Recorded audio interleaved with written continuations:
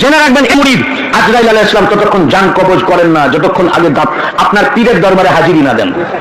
ইন্তেকালের পূর্বে আগে 4 নম্বর দরবার পাক বেতলায় আজরাইল আলাইহিস সালাম হাজিরি হন, দফতর নিয়ে হাজির হন, ইয়া হুজুর পাক, বড় হুজুর পাক, আপনার অমুক মুরিদ অমুক দেশের অমুক গ্রামের এই নাম, তার এখন ইন্তেকালের সময় হয়ে গেছে, উনি আপনার মুরিদ আছেন, আপনি ইজাজত দেন। আপনার বিনা ইজাজতে জান কবজ করতে পারি না, বড় হুজুর পাক ইজাজত দেন, তখন আজরাইল আলাইহিস সালাম এসে জান কবজ করেন। ওরা বলতেছে সুবহানাল্লাহ, সামনে শ্রোতারা, আপনারা কি বলবেন? জোরে বলেন কি? কত ভাবে যে মানুষের ঈমান চুরি করা হচ্ছে। এই শুনেন, হক্কানি পীর যদি পান, যার কাছে গেলে কোরআন হাদিস শেখা যায়, সঠিক পথ পাওয়া যায়, সেখানে যাবেন ওই পীর সাহেবকে শিক্ষক হিসাবে গ্রহণ করার জন্য। কি হিসাবে? হক্কানি পীরের কাছে যাব দিন শেখার জন্য, ইসলাম শেখার জন্য, খালি হুক্কুর হাক্কুর করার জন্য না। এই যে কথাটা বলল যে মালাকুল মাউত ওনার বাবা মানে পীর সাহেবের কাছ থেকে অনুমতি নিয়ে মুরিদের জান কবজ করতে হবে, এই কথাটা যে যিনি বলেছেন, তাহলে ওনার ওই বাবার মানে পীর সাহেবের যখন রুহটা কবজ করছে, অনুমতি কার কাছ থেকে নিছে? ভণ্ডামি এগুলো। এগুলো কি? এদেশের মধ্যে মানুষের ধর্মীয় আবেগ বেশি, ধর্মীয় জ্ঞান কম, যে কারণে আমাদের এই বাংলাদেশে এবং পশ্চিম বাংলায়, ভারতের কিছু অঞ্চলে নানানভাবে সাধারণ মানুষকে বুঝাইয়া নিজেদের পাল্লা ভারী করে মানুষের ঈমান চুরি করে।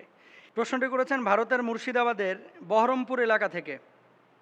উনি লিখেছেন যে মোহতারাম, একজন বক্তার আলোচনায় শুনলাম, মানে দরবারি বক্তা, যার খানকা আছে, দরবার আছে, উনি বলেছেন এই দরবার থেকে কারোর রুহ যদি কবজ করতে হয়, মানে এই দরবারের কোনো মুরিদের যদি রুহ কবজ করতে হয়, আজরাইল যদি রুহ কবজ করে, মালাকুল মাউত যদি রুহ কবজ করে, তাহলে অবশ্যই বাবার কাছ থেকে অনুমতি নিয়ে তার রুহটা কবজ করতে হবে। নাউজুবিল্লাহ বলবেন না? কতভাবে যে মানুষের ঈমান চুরি করা হচ্ছে।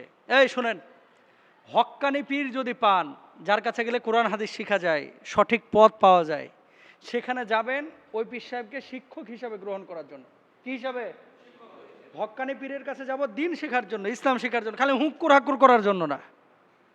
এই যে কথাটা বলল যে মালাকুল মাউত ওনার বাবা মানে পীর সাহেবের কাছ থেকে অনুমতি নিয়ে মুরিদের জান কবজ করতে হবে, এই কথাটা যে যিনি বলেছেন, তাহলে ওনার ওই বাবার মানে পীর সাহেবের যখন রুহটা কবজ করছে, অনুমতি কার কাছ থেকে নিছে?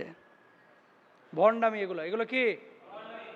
এদেশের মধ্যে মানুষের ধর্মীয় আবেগ বেশি, ধর্মীয় জ্ঞান কম, যে কারণে আমাদের এই বাংলাদেশে এবং পশ্চিম বাংলায়, ভারতের কিছু অঞ্চলে নানানভাবে সাধারণ মানুষকে বুঝাইয়া নিজেদের পাল্লা ভারী করে মানুষের ঈমান চুরি করে।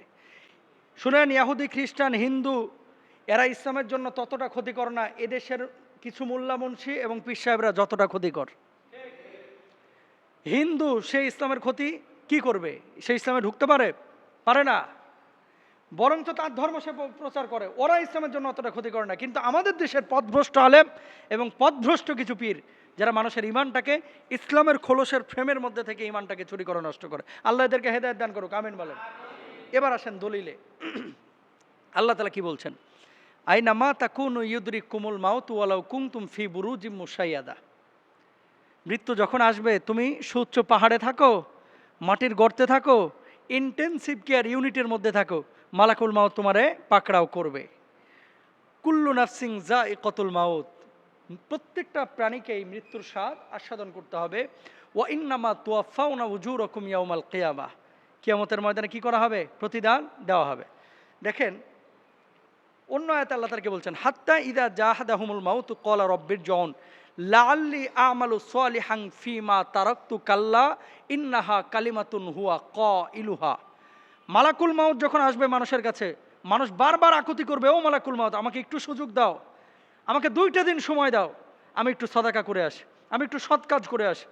ওয়ালা ইউআখিরুল্লাহু নাফসান ইযা জাআ আজালুহা, আল্লাহ নিজে কোরআনে বলতেছে, মৃত্যু যখন চলে আসবে তাকে এক মুহূর্ত সুযোগ দেওয়া হবে না। আর বদমাশ এখানে বলতেছে আর বাবার কাছ থেকে পারমিশন নিয়ে আসতে হবে। নাউজুবিল্লাহ, জোরে বলেন না। এগুলো ইমাম চোর। কোরআন যেটা বলেছে সেটা মানবেন না, এই বাবা যেটা বলেছে সেটা মানবেন। কোরআন যেটা বলেছে সেটা মানতে হবে। এবার আসেন, কিছু মানুষ বলে যে পীর সাহেবের যদি মুরিদ হন তাহলে বাবাই আপনারা টান দিয়ে কিয়ামতের ময়দানে নিয়ে যাবে। আল্লাহ কি বলছে? এবার আসেন, ইয়াউমা লা ইয়ানফাউ মালু ওয়ালা বানুন, কেউ কারো উপকারে কিয়ামতের ময়দানে আসবে না। এরপর আল্লাহ বলছে কি, ইয়াউমা ইয়াফিরুল মারউ মিন আখিহি ওয়া উম্মিহি ওয়া আবি ওয়া সাহিবাতিহি ওয়া বানি লিকুল্লি ইমরিইম মিনহুম ইয়াউমাইদিন শাআনুন ইগনি।